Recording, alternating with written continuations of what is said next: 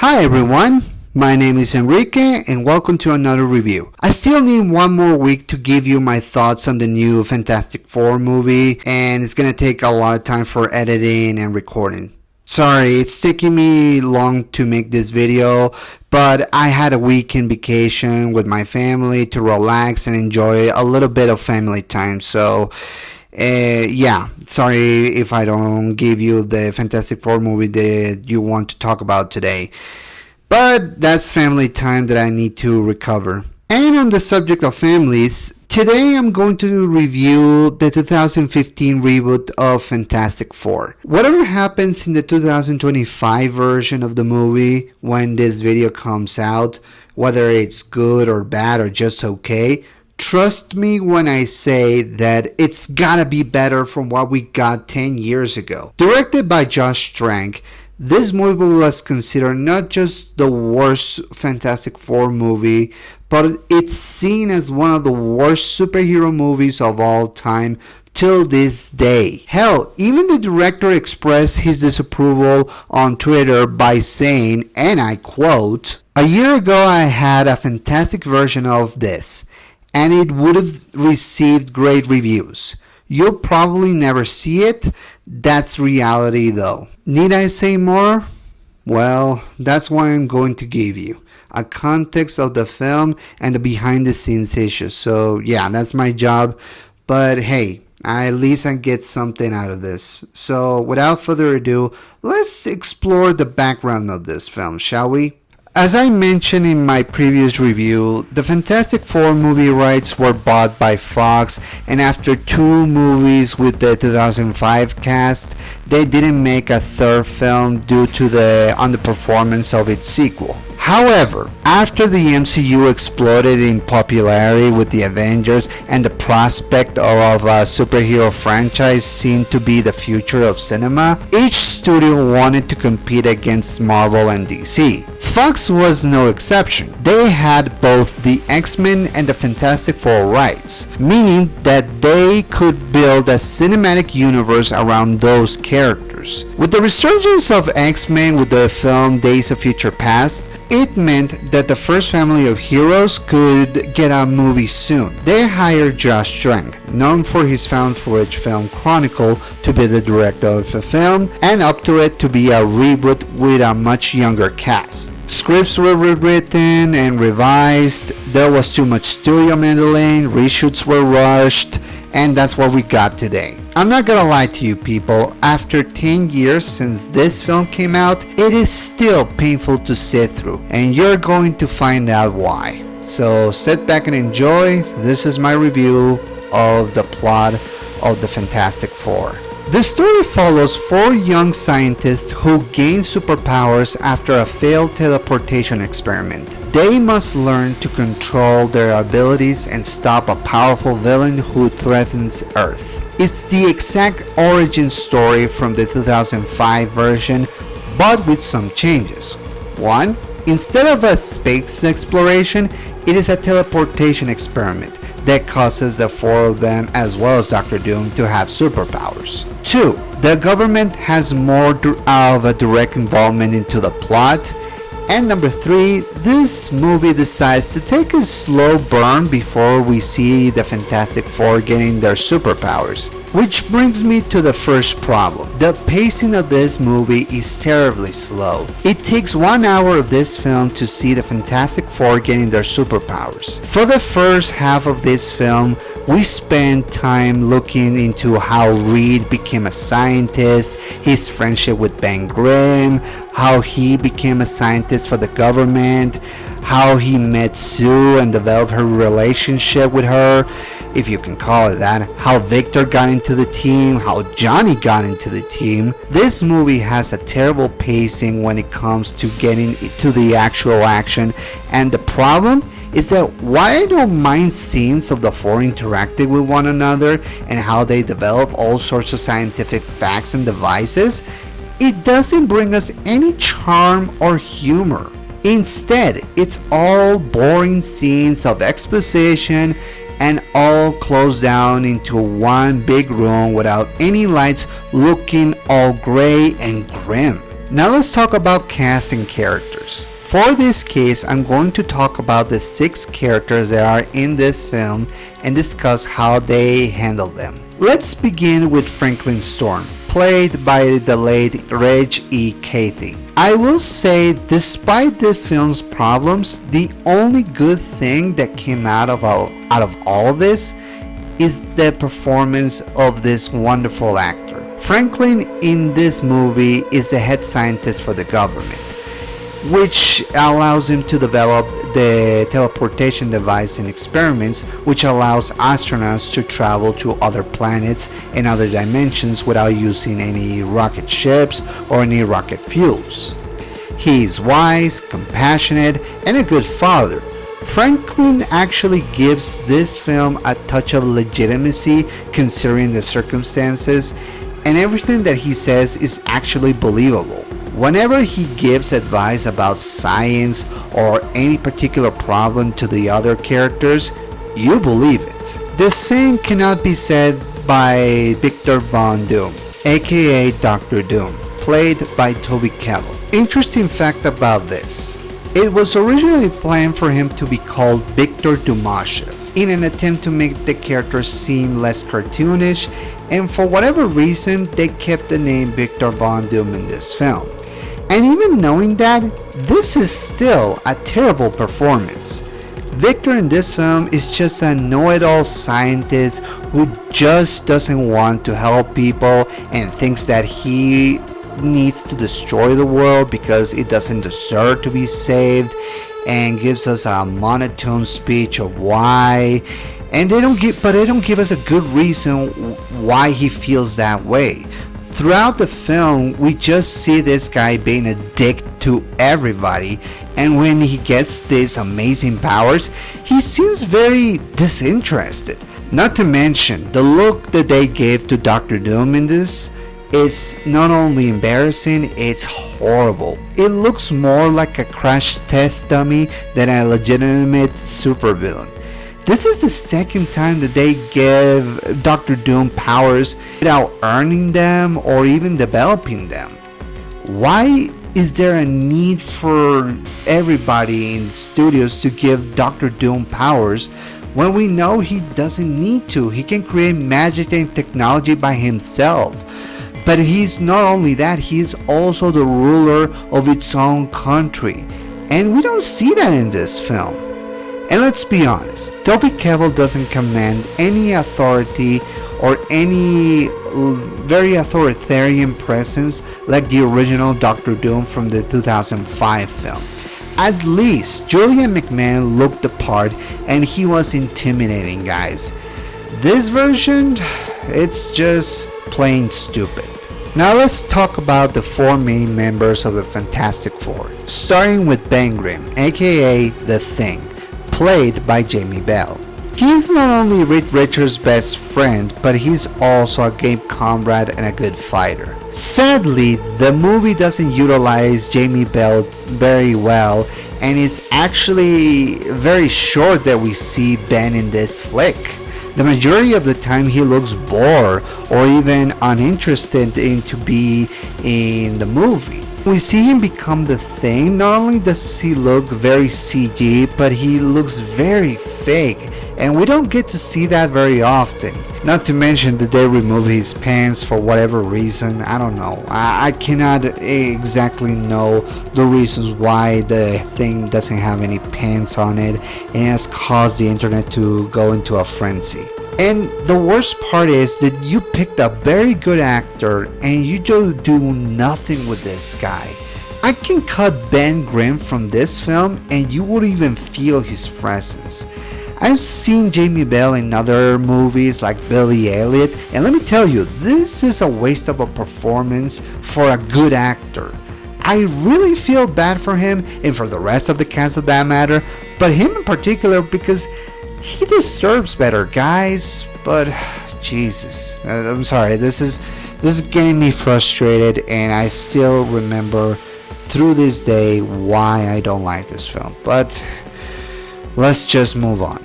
Johnny Storm, aka the Human Torch, played by Michael B. Jordan. Another actor that I actually think that had a better career in this after this film, and this performance that we see here really shines because he actually gives us a fun character. The only problem is that his motivations are very selfish because he wants to work on the teleportation device experiment to get his car back, and that just feels very dickish in my opinion. His chemistry with the rest of the actors, including his sister Sue Storm, feels almost disconnected. And before you ask, no, I don't care about the controversy regarding the casting of an Afro-American actor as a Caucasian character. I always believe that the best characters should be given to the best actors that fit the movie's role. And that's not an issue. And regardless of what you say about this film in particular, I actually think that Michael B. Jordan was the best part alongside Reggie E. Cathy as Franklin Storm. So that has to amount to something. Let's talk about the first female superhero in comics. In this case, Susan Storm, aka the Invisible Woman, played by Kid Mara. This is another boring performance from a good actor. She is trying to be legit as a scientist, and she's the only one who can create the suits for the teleportation device. But the performance of this film just looks boring, almost deadpan. She has no chemistry with the majority of the actors, in particular with Miles Teller or even his brother Michael B. Jordan. Because most of the time it is almost like she doesn't want to participate. I know I've said that a lot for the actors, but it bears saying because most of this film feels like an obligation, just another paycheck, and this is no exception. Now helping matters is the scenes that we see in which Kate is wearing a wig in some areas, and in others she doesn't wear a wig, which tells you about the behind the scenes reshoots. There was a rumor, never confirmed, that maybe Josh Trank, the director, had an aggressive relationship with Kimara, and as a punishment he made her wear that wig through the majority of the reshoots, but it was never confirmed, and unfortunately doesn't help this movie's reputation, or the directors on that matter. So yeah, there's not much I can say for Sue Storm in this film other than, wow, I'd rather see William Shatner sing than this. And finally, we got Reed Richards, aka Mr. Fantastic, played by Miles Teller. Let me just say that I'm actually surprised of the range of acting that Mr. Teller had throughout his entire career.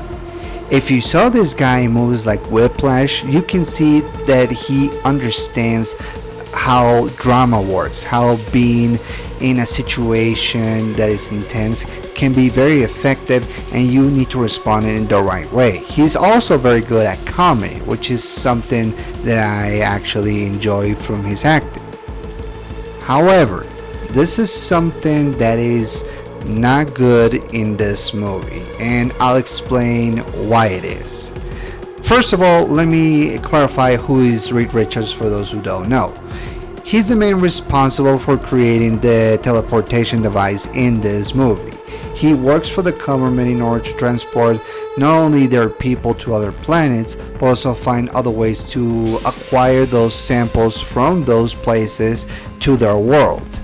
Working alongside the group, he is trying to make his job to be the first man to ever step into another planet, into another dimension, which is something based from the Ultimate Comics.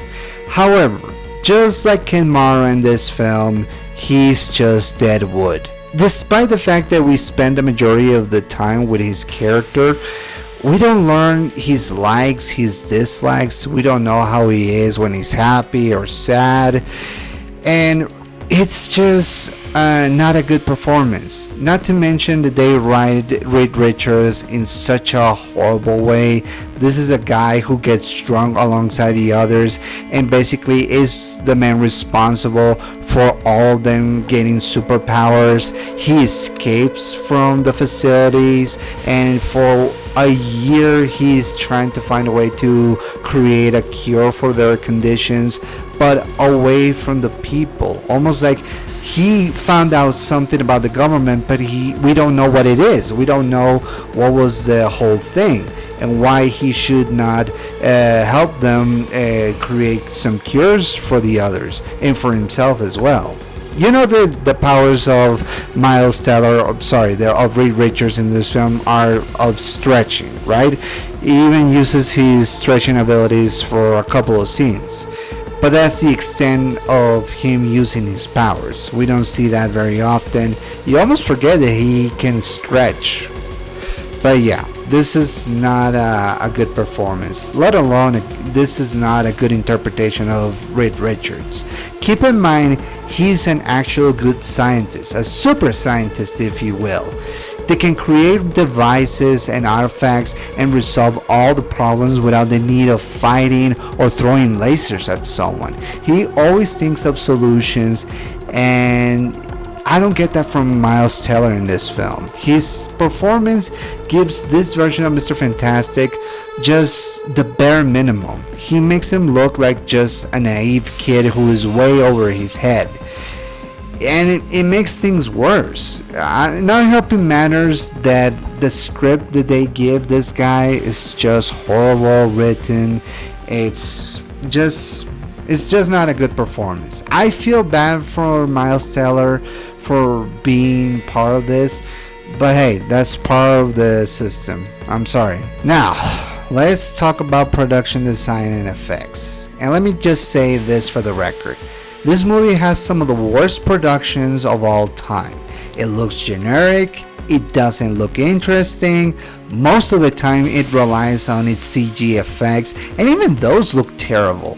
The scenes where Planet Zero is, which is supposed to be an analog for the negative zone, it's terrible, uninteresting. Hell, I almost wish I was watching Thor: The Dark World. At least there's some variety, even though it's the same as this planet. But this is just not interesting. The costumes for the characters are awful, looking all black, almost industrial-like, without any sense of wonder or even a touch of goofiness, which is something that we expect in a superhero film. It's just it's almost like they don't want to put any imagination into this film, and is reflected on the final product. Hell, even scenes that were supposed to be the Fantastic Car and Harvey, which are not in this film. In fact, if you see some of the behind the scenes, you can see some of the production designs of the Fantastic Car, of all the other places, and they still look terrible, guys. Whatever happened during the behind the scenes, it cannot be good because it looks like a rushed job. Hell, I don't even need to talk about the action sequences because you can see that there are not many of them. Hell, we give too much crap to the other versions, to the original ones, but at least those has a touch of comedy and wonder. This one is not even that close. Hell, the 1 hour in this film and the action sequences are just generic, looking from the distance, and just boring. What happened? Really, I'm seriously asking, what the hell happened to this? Might as well as talking about the aftermath, which is the box office, the critical reception, and all that. The movie had a domestic box office run of $56,117,548, while internationally grew to an $111,765,333, amounting to a grand total of $100 and $67,882,881 against a $120 million budget. The critical reception for this film was not nice, calling it the worst film of all time, even one of the worst films in 2015. They seem as one of the worst adaptations for a superhero genre, saying it was too dark, too depressing, not fun, having horrible effects. Pretty much everything that you can think of, it was said into the critical reception. And the aftermath was basically that not only was a box office bomb, this film, even though it made its money back, it didn't make enough.